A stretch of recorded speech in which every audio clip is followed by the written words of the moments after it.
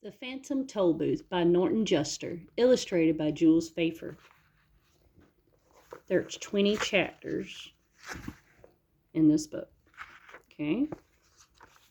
There's the map, Sea of Knowledge. Chapter 1 is Milo.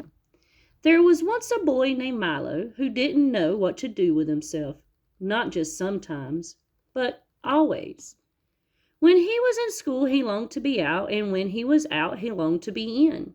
On the way, he thought about coming home, and coming home, he thought about going. Wherever he was, he wished he were somewhere else, and when he got there, he wondered why he'd bothered. Nothing really interested him, least of all the things that should have. It seems to me that almost everything is a waste of time, he remarked one day as he walked dejectedly home from school. I can't see the point in learning to solve useless problems or subtracting turnips from turnips, or knowing where Ethiopia is or how to spell February. And since no one bothered to explain otherwise, he regarded the process of seeking knowledge as the greatest waste of time of all.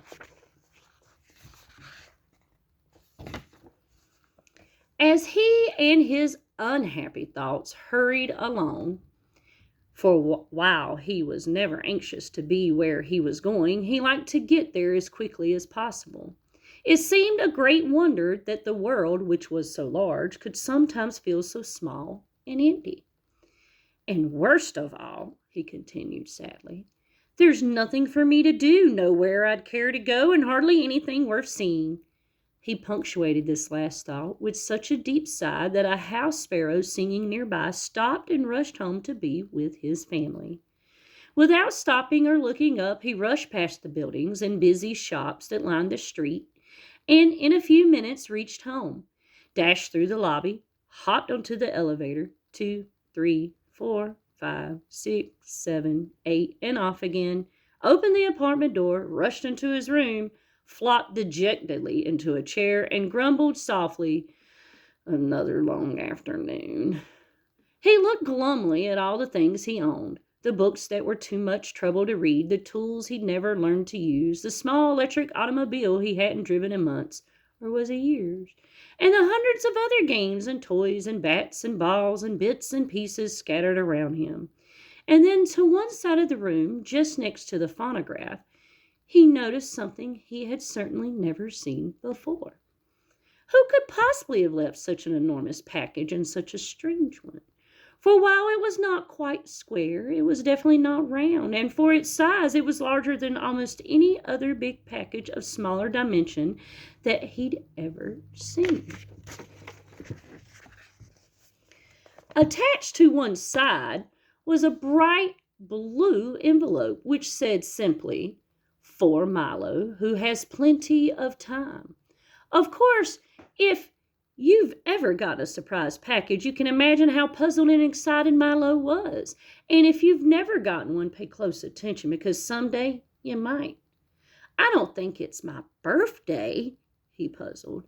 And Christmas must be months away, and I haven't been outstandingly good or even good at all. He had to admit this even to himself. Most probably I won't like it anyway, but since I don't know where it came from, I can't possibly send it back. He thought about it for quite a while and then opened the envelope, but just to be polite. One genuine turnpike toll booth, it stated, and then it went on. Easily assembled at home and for use by those who have never traveled in lands beyond. Beyond what? Thought Milo as he continued to read. This package contains the following items.